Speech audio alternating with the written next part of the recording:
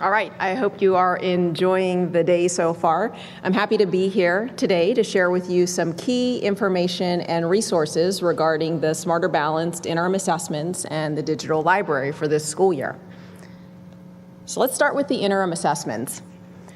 All of the interim assessments that were available to schools and districts last year remain available this year. So there haven't been any interim assessments added to the pool for this year, but there are still well over 100 interim assessments available for use, and that's across the interim assessment blocks and the interim comprehensive assessments.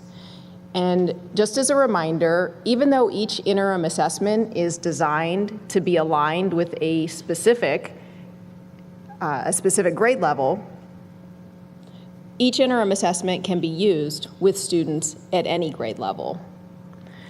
Now, there's a nice one-page flyer available on the CDE website. It's our Interim Assessments at a Glance document, and it lists in a table format the available interim assessment blocks for each grade level. And I do want to note that even though no interim assessments are being added to the pool for this year, beginning next school year, Smarter Balanced is going to be releasing a new type of interim assessment block. They're referring to them as focused IABs because the vast majority of the IABs will be assessing standards from one target. So be on the lookout for more information about those IABs. Those will be in addition to the existing IABs, so they won't be replacing any current IABs. They'll be in addition to them. Another useful document for making selections of interim assessments to administer is our 7-page interim assessments at a glance. Now, this document dedicates 1 page per grade level and lists the available interim assessment blocks and interim comprehensive assessments for that grade level, including the number of items on each assessment and the number of items that require hand scoring. So this document can really come in handy in making those selections about which interim assessments to use for the year and which interim assessments might want to be used if local hand scoring is a consideration. Now, speaking of local hand scoring, the hand scoring materials for the interim assessments, specifically the secure training guides and exemplars, are now available through a new location on the TOMS website. You heard Becky mention this in the previous presentation, that there's a new secure materials link on the left-hand menu within TOMS.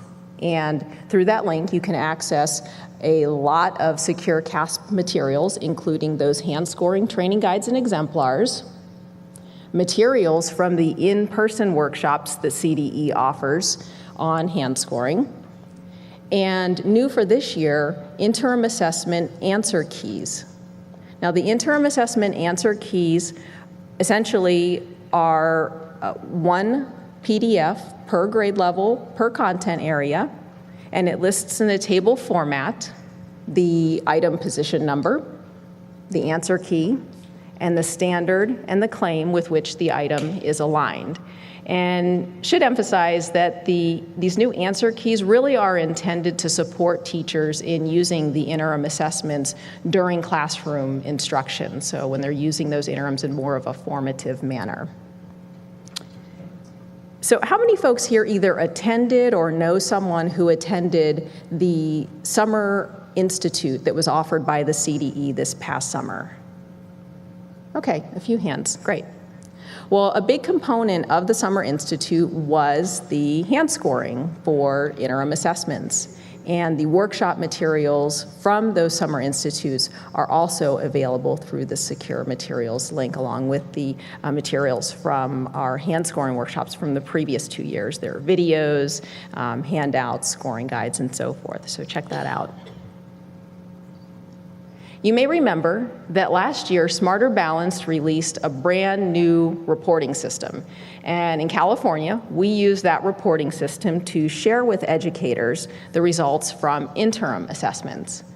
And over the course of last year, Smarter Balance added a number of features to the reporting system. The most recent batch of features was added over the summer in late June. So I'd like to spend a few minutes providing you with a quick look at those features in the latest round. The next few slides contain screenshots of the first 4 features that you see on this slide. So we'll talk about those in just a moment. For starters, I'd like to bring your attention to the last feature on this slide, and that is the Student Information System Integration feature, the SIS integration feature. This feature allows a school or district to interface their local SIS, Student Information System, with the reporting system for the purpose of assigning student groups to teachers. This particular feature was developed by Smarter Balanced primarily in response to requests from large school districts that indicated that it would be helpful, it would speed up the process of making those student group assignments by having that direct interface between the reporting system and the local SIS. So again, this feature was rolled out over the summer. We haven't actually had any districts use it just yet, but if your district is a heavy user of the interim assessments and you think that this feature could be of use to you in making those student group assignments, we encourage you to contact our Technical Assistance Center, that's CalTAC, and they'll make sure to provide you with the guidance you need. It may involve working directly with someone from Smarter Balanced to get that configured, but we are really looking forward to hearing how this particular feature is working out. All right, so the SIS integration feature provides districts and schools with another option for creating student group assignments for teachers. Now, the teacher-created groups feature provides teachers as end users with the ability to create different student group configurations based on the initial group or groups of students that have been assigned to them by their administrator. So perhaps a teacher was provided with 3 group assignments, maybe for each one of their 3 classrooms of students. The teacher-created groups feature will allow that teacher to create additional configurations across those groups. Of all of the features that were added to the reporting system in this latest round, this by far is the one that I heard the most requests for from California educators. So again, we're looking forward to hearing feedback from you, from teachers, about how useful they're finding this particular feature. The IAB Dashboard was also rolled out over the summer. This feature provides the end user with the ability to view on one web page the results from each interim assessment block that either an individual student or group of students has completed. The screenshot that you see here on this slide provides a look at what that display looks like for a group of students. And by clicking on any one of those sections for the IAB, it brings up more detailed information about the group's performance on the IAB. English language acquisition status is a new filter in the Smarter Balanced reporting system. You may already be familiar with this filter in the online reporting system for the summative assessments. The same filter options are available. And finally, writing trait scores. So for each English language arts full write item that a student takes, the student's response is evaluated on 3 rubrics: evidence elaboration, organization purpose, and conventions. So this new feature displays in the reporting system the score that has been assigned to that student for each one of those 3 rubrics. Now, it is true that in many cases, it may be the teacher who's viewing these results in the reporting system that made those score assignments, but that would have been done in the interim assessment hand scoring system. So this feature brings those scores into the reporting system where the teacher can view those scores along with the student's response to that item, their responses to other items, their overall score on the interim assessment.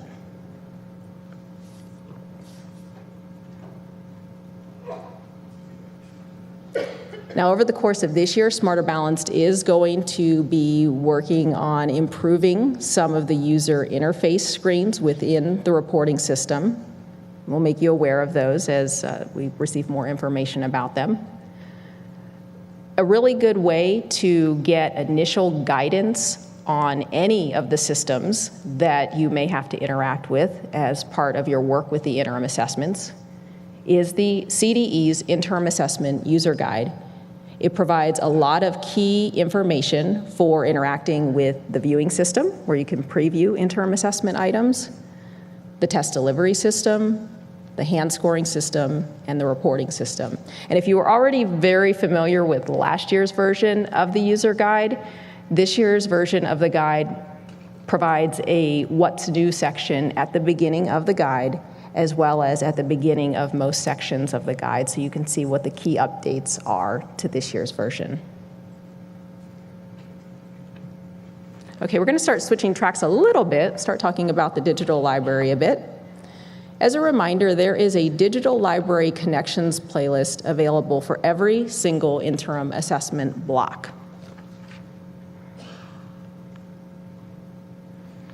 Now, each Digital Library Connections playlist provides for each level of performance on that block the sorts of skills that students may be working to solidify, as well as some recommended next steps in instruction and some digital library resources that are recommended to assist in getting the student to the next learning level.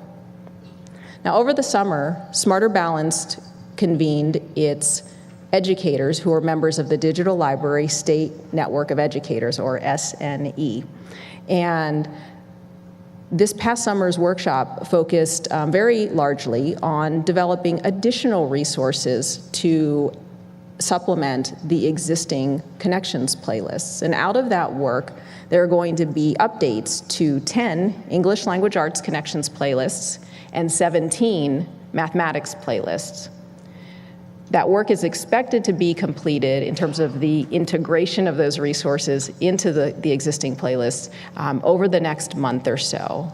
And just a quick promo for the weekly assessment spotlight. It used to be called our weekly update from the assessment division. That's a great way to stay in with the latest information of all things assessments.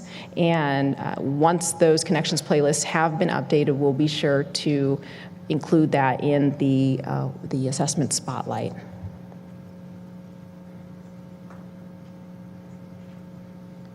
Now, in addition to the Digital Library Connections playlists, there is also the Professional Learning Series playlists, which are available through the Digital Library. This playlist series was developed by the CDE. Again, all the playlists are in the Digital Library. The focus of this playlist series is on various topics related to assessment.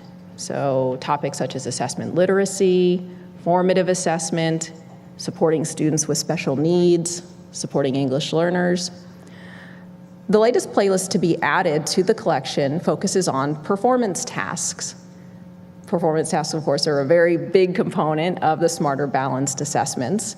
And so this playlist provides a really good introduction to performance tasks and how using performance tasks in the classroom can help support teaching and learning. Not all of the resources focus specifically on Smarter Balanced performance tasks.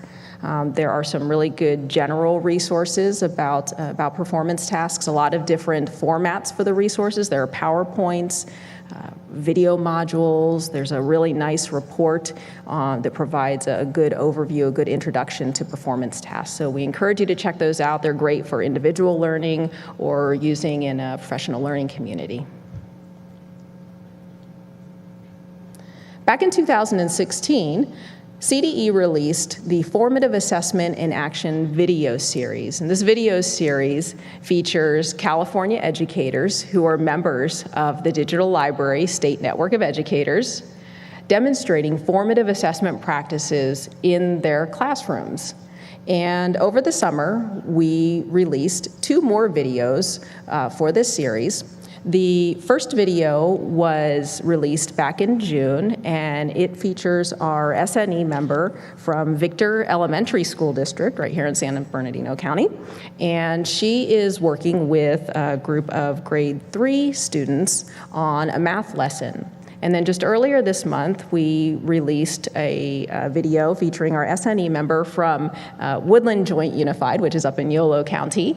And that features our SNE member working with a group of grade 6 students on using rubrics to improve student writing. And that is the first video in this series that addresses the use of interim assessments in the classroom, so using those interim assessments in more of a formative manner. So this video series really does show a lot of cool ways in which our educators are incorporating formative assessment practices within their classrooms. I encourage you to check those out.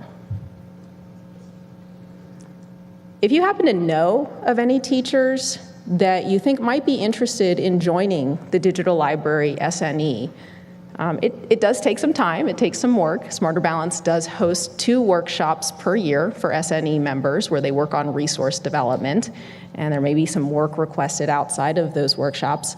But it is really a great professional learning opportunity to network with colleagues across Smarter Balance member states. So if any teachers come to mind, we encourage you to have them send an email to the address on this slide, sne@cde.ca.gov,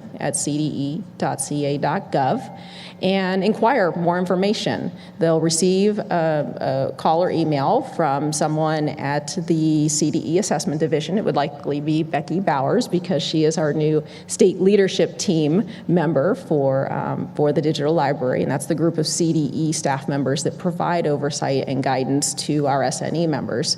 And they'll talk more about what's involved in being an SNE member and decide if it's a good fit. All right, and lastly, I want to let you know about a resource that is coming soon, and that's the What's New video for the interim assessments and the digital library. It features a lot of the information that you heard in this presentation, as well as some information that you heard in the previous presentation regarding the completion status system. It's about a 17-minute video, and that will be available on the CAST portal website when it is released. I want to thank you for your time and remind you that all of the resources that are referenced in our presentations today are available on the CDE's North-South meeting webpage at the address on this slide. Thank you so much.